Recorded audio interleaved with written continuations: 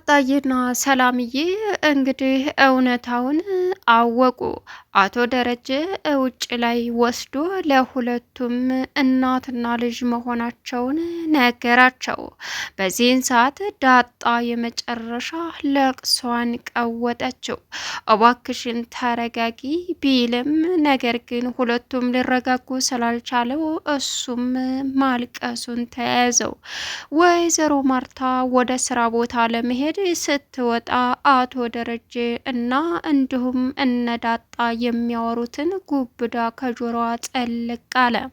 እሱንም ወደ ኋላ መለስ ብላ ስታዳምጥ ዳጣ እናቴ መሆኗን ሰላም እንዴት አልነገርከኝም? እዚሁ አንድ ቤት ሁነን ውስጥ ለውስጥ እየተፈላለግን እኛ ግን ዛታችን ሳይገናኝ እማዬ ሳልላት እሷም ልጅ ሳትለይ በምን አስቻለህ? አባዬ ጨካኝ ነህ ስትል ዳጣ ወይዘሮ ማርታ ሰማች። በዚህን ሰዓት ሰላምዬም እባክሽን ልጄ ተረጋጊ፣ አሁንም ድምፅሽን ቀንሽ፣ ወደን ሳይሆን ትልቅ ችግር ስላለ ነው ስትልም ችግሩን አውቃለሁኝ ግን ደግሞ እዚህ የነሱ ሰራተኛ ሆነሽ እድሜ ልክሽን ያገለግልሽው በእኔ ምክንያት እንደሆነም ገባኝ። ከዚህ ቤት ወጥተሽ አግቢ ስልሽም በፍጹም አላደርገውም ስትዩ የነበረው ለካ ለዚህ ነው በማለትም ዳጣ ሰላምዬ ደረት ላይ ተለጥፋ ማልቀስ ጀመረች። አቶ ደረጀም አብሮ እንባውን መቋቋም ስላቃተው ለቅሶውን ተያያዘ። ወይዘሮ ማርታ የሰማችው ነገር ከአቶ ደረጀ ሳይሆን ጆሮዋ እንግዲህ በሚያሳዝን ሁኔታ ስለሰማባት ደረጀን ስትጠይቀው ደረጀም ለማዋሸት ስላልቻለ እውነታውን እንግዲህ ስሚውና የምትወስኙ ውሳኔ እቀበላለሁ ጥፋቴ ነው አለ። ሰላም ውድና የተከበራችሁ የዙዙነት ሚዲያ ቤተሰቦች እንዴት ናችሁ? ልይ ሰላማችሁ ይብዛልኝ። ለዚህ ቻናል አዲስ ሲሆናችሁ ሰብስክራይብ እያደረጋችሁ ቪዲዮውን እስከ መጨረሻው ተከታተሉ። እንግዲህ ዛሬ በሚገርም ሁኔታ ዳጣና ሰላምዬ ልጅና እናት መሆናቸው ይፋ ወጥቷል ማለት ነው። እጅግ በጣም ሁለታቸውም ልባቸው ተሰብሮ ወይኔ እያሉ ማልቀስ ጀመሩ። ነገር ግን ምንም ማድረግ ስላልተቻለ በሰዓቱ አቶ ደረጀ እባካችሁን ተረጋጉ ቢላቸውም እንኳ ሊረጋጉለት ስላልቻሉ እሱም አብሮ ማልቀስ ጀመረ። አሁን ላይ የጭካኔ ጥግ ነው የያዝከው አለችው ዳጣ። ጨክኜ ሳይሆን ተቸግሬ ነው ልጄ ተረጂ ቢላትም ልትረዳ አልቻለችም። በሰዓቱ እኔ እኮ እናቴ ከዚህ ቤት ውጭ ሁና የምትኖር እንጂ እዚሁ ቤት ሁና የምትኖር አልመሰለኝም። ግን ደግሞ ፈጣሪ ብሎት ሁላችንንም እንደዚህ ካገናኘን ይመስገን አለች። ወይዘሮ ሰላምም እባክሽ እንዳጣየ ልጄ አሁን አንቺን ካገኘው እዚህ የሚያቆየ ምንም ምክንያት የለም። እዚህ ያቆየኝ ምክንያት ምን እንደሆን ታውቂያለሽ? አለቻት። ምንድን ነው እሱ ስትልም ልጄ እዚህ ያቆየኝ ምክንያት ልንገርሽ፣ አንቺን ፍለጋ አንቺን በመፈለግ ልቤ ይዛለው የደከመኝ እናትሽ እዚህ ቁጭ ያልኩት ላንቺ ብዬ እንጂ ሌላ ነገር ፈልጌ አልነበረም አለቻት። እንዴ እማዬ አለች። እውነታው ይሄ ነው የኔ ልጅ በማለትም እንግዲህ ለወይዘሮ ሰላም ዳጣዬ እንዴት ይሄ ሊሆን ይችላል ብትልም ቢከብዳትም ግን ደግሞ አማራጩ ምንም ማድረግ ሳይሆን እንግዲህ በሚያሳዝን ሁኔታ ዳጣ አሁን እናቷ ሰላም ሆና ስትገኝ የመጨረሻ አዘነችም፣ ልቧ ተሰበረ።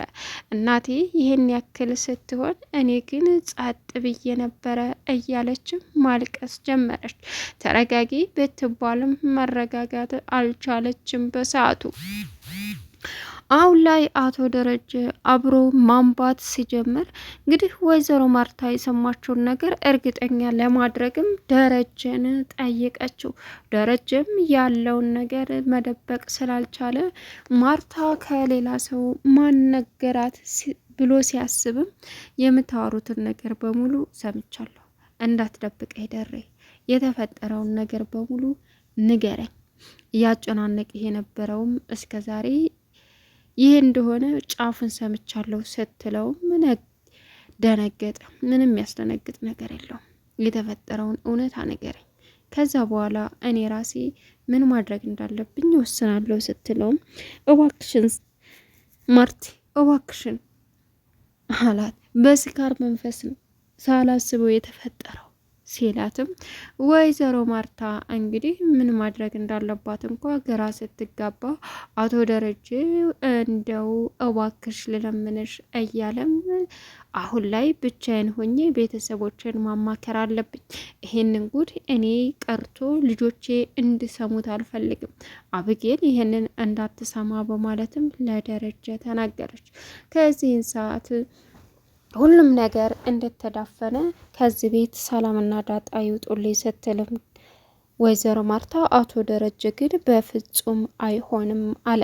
ለምን ስትለውም እህታቸው መሆኗን ማወቅ አለባቸው። ነገ ጧት እንኳ የሆነ ነገር ቢፈጠር ዳጣ እህታቸው እንደሆነች ማወቅ አለባቸው ሲልም ወይዘሮ ማርታ የመጨረሻ ተስማማች። እንግዲህ ሰላምዬን መኪና ላይ ወስዶ አቶ ደረጀ የነገራት ነገር የጠረጠረችው ነበር። ስለ ዳጣ ናታንን አጣራና ንገረኝ ስትለው እስከ ዛሬ እሱም እንግዲህ ቢያጣራም ደረጀ የዳጣ አባት መሆኑን ቢያቅም የዳጣን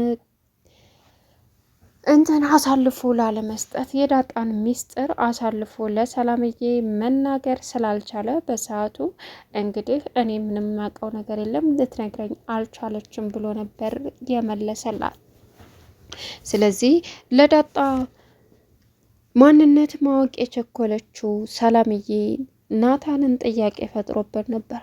አሁን ላይ እንግዲህ ማንም ማወቅ የለበትም ስትል ሁሉም ሰው ማወቅ አለበት ይፋ ከወጣ አይቀር እስከ ዛሬ ኑሯችን እንዳይበተንና አንቺ እንዳትጎጅብኝ የሆነ ነገር እንዳትሆኝብኝ እኔ ባንቺ ላይ ይህን ነገር መፈጸሜ ሆን ብዬ ሳይሆን በመጠጥ መንፈስ ነው ሲላትም የመጨረሻው ወይዘሮ ማርታ በጣም ተናደደች። እንግዲህ ለሰላም የነገራት ዳጣ ልጇ መሆኗን ሲነግራት ጉድ ጉድ ጉድ እያለችም አፍጣ ቀረች። አሁን ላይ አቶ ደረጀ እንግዲህ በደስታ ሁለቱ ሲላቀሱ እሱ ግን ልቡ በፍርሃት ማልቀስ ጀመረ። ለምን ይህ ሆነ በማለትም ጥያቄ ሲፈጥርበት ግን ደግሞ ዳጣን የመሰለች ልጅ ፈጣሪ ስለሰጠኝ እድለኛ ነኝ። አብጌልን የመሰለች አውሬ ደግሞ አስተማሪ ናት። ስለዚህ ዳጣን ከዚህ በኋላ ላገላት ወይም ደግሞ ልጄ አይደለችም እያልኩኝ አባትነቴ ልነፍጋትና ማንንም ልዋሽ አልችልም። ሁሉም እውነታ ይፋ ወጥቶ ማድረግ ያለብኝን ነገር አደርጋለሁ በማለትም አቶ ደረጀ እንግዲህ በሚያሳዝን ሁኔታ አሁን ላይ ምን ማድረግ እንዳለበት እንኳ ጠንቅቆ ማወቅ ያልቻለው ህይወቱ ብርቅስቅሱ ቢወጣም ከዚህ በኋላ ዳጣየንና ሰላምዬን መጉዳት እንደሌለበት የራሳቸውን ህይወት ተከራይተው መኖር እንዳለባቸውም እንግዲህ ይፋ አድርጎ ለሰላምና ለዳጣ ነገራቸው። ዳጣም እንግዲህ እናቴን ካገኘው አንተን ካገኘው ከቤተሰቦች ብነጠልም ግን ደግሞ ዋናይቱ እናቴን ስፈልግ ስለኖርኩኝ እኔ በእርግጥ ከውሃ መነጠል አልፈልግም። እትዬም ቢሆን ለእኔ ጥሩና ምርጥ ሰው ናት። ግን ደግሞ ተከራይታችሁ ውጡ እምትል ከሆነ እንወጣለን አለችው። በዚህን ሰዓት ምንም የሚጎላችሁ እኮ ነገር የለም ሲላትም እኔ መጉደል አለመጉደሉ ሳይሆን አባዬ ግን ደግሞ ይህ ቤተሰብ በጣም ምርጥና የተለየ ቤተሰብ ነው። ከዚህ ቤተሰብ መለየት እጅግ በጣም ልቤን ይሰብረኛል አለችው።